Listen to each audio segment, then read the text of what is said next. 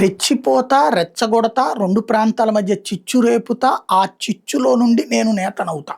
ఇది ప్రస్తుతం కవిత వ్యవహార శైలి. ఆవిడ మాట్లాడినటువంటి మాటల్ని తీవ్రంగా విభేదిస్తాను నేను, తప్పుపడతాను. బట్ ఆంధ్ర నాయకులు మాత్రం సిగ్గు తెచ్చుకోవాలి అన్నది ఖచ్చితంగా చెప్తా. ఆవిడ వ్యవహార శైలి దారుణం. రెచ్చగొట్టుకుని నాయకురాలు అవుదాం అనుకుంటుంది, వాళ్ళ నాన్న అయినట్టు తను అవుదాం అనుకుంటుంది. అది అసాధ్యం అని కూడా నేను నమ్ముతా.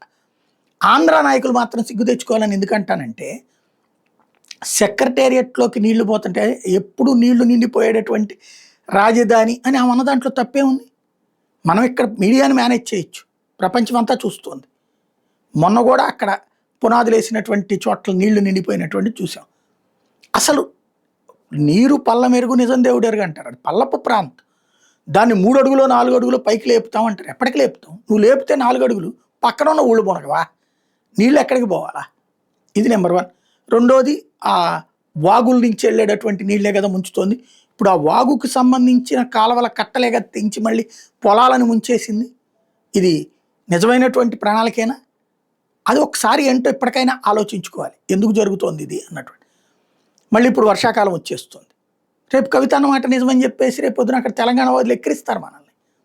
ఇది ఒక ఆస్పెక్ట్, క్రాస్ చెక్ చేసుకోవాల్సిన అంశం. రెండోది, ఇవాళకి 12 ఏళ్ళైనా రాష్ట్ర విభజన జరిగి హాస్పిటళ్ళు లేవా ఆంధ్రప్రదేశ్లో?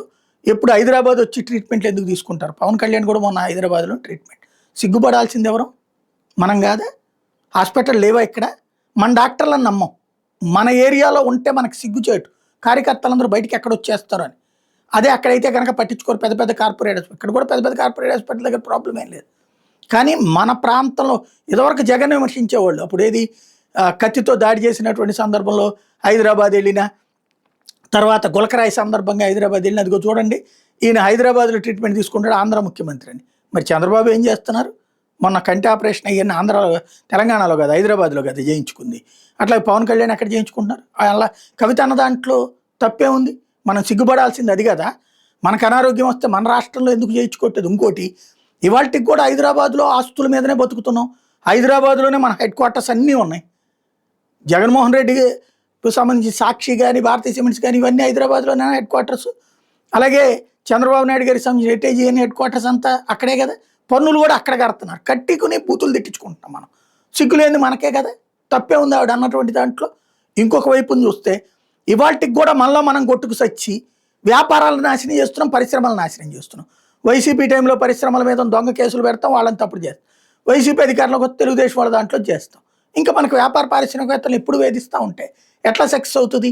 ఏం తెలంగాణలో అట్లా జరగట్లేదే, తమిళనాడులో అట్లా జరగట్లేదే, కర్ణాటకలో అట్లా జరగట్లేదే. రాజకీయంగా వీళ్ళిద్దరితో అనుకుంటారు, కానీ వ్యాపారాల విషయంలో, పారిశ్రామికవేత్తల విషయంలో, ఉద్యోగుల విషయంలో, అధికారుల విషయంలో అట్లా కొట్టుకోరు. ఇక్కడ మాత్రం ప్రతి దాంట్లో నాశనమే, ప్రతి దాంట్లో ఒకళ్ళకొకళ్ళు చెడగొట్టుకునేటటువంటి ధోరణి. ఎలా కరెక్ట్ అవుతుంది? అదే సందర్భంలో ఇప్పటికి కూడా హైదరాబాద్ మీద పడి బతకాల్సిన పరిస్థితి మన ఉద్యోగులు. ఇక్కడ 23 లక్షలు తెచ్చి 24 లక్షలు తెచ్చాం అనేది రోజు నోటితో మాట్లాడుతున్నాం. 23 లక్షల ఉద్యోగాలు వస్తే హైదరాబాద్లో అసలు మనోడు ఎందుకు ఉండాలా? ఎవడన్నా ఇవాళకైనా సరే అమరావతిలో మేము బతుకుతాం, హైదరాబాద్ మాకు వద్దని వచ్చేసేటటువంటి ఉన్నాడా? మొట్టమొదట్లో 2014 టైంలో 15-16 చంద్రబాబు గారు ఇక్కడికి వచ్చిన తర్వాత 18 నాటికి వచ్చిన వాళ్ళలో మొదట నేను. నాలాంటి వాళ్ళని నొక్కిబడేస్తున్నారు, తొక్కిబడేస్తున్నారు. ఏపీ 24/7 కోసం అక్కడ 2 లక్షల జీతాలు వదులుకుని ఇక్కడికి వస్తే 80,000 రూపాయల జీతం తీసుకుని ఏం చేసింది ప్రభుత్వం? ఏడ ప్రోత్సహించింది? ఇవాళైనా ఎక్కడ ప్రోత్సహిస్తున్నారు? ఇవాళకి కూడా ఇంత సంక్లిష్ట పరిస్థితుల్లో కూడా మా బోట్లలో ఇక్కడే ఉంటున్నాం, కూర్చుని పని చేసుకుంటున్నాం, 4-5 ఉద్యోగాలు బతుకుతున్నాం కలిసి. పోనీ ప్రభుత్వం నుంచి ఏం ప్రోత్సాహకాలు ఉంటున్నాయి? మళ్ళీ ఇందులో కూడా రాజకీయమే కావాలి, మాకు పూర్తి బానిసలు అయితేనే మేము చేస్తాం. ఇట్లాగ ఉన్నాయి. ఎట్లాగ ఇంకా కరెక్ట్? ఆవిడ ఉన్నమాట కరెక్టే కదా. అక్కడ తెలంగాణలో అట్లా లేదే. ఒక్కసారి ఆలోచించుకోవాల్సింది.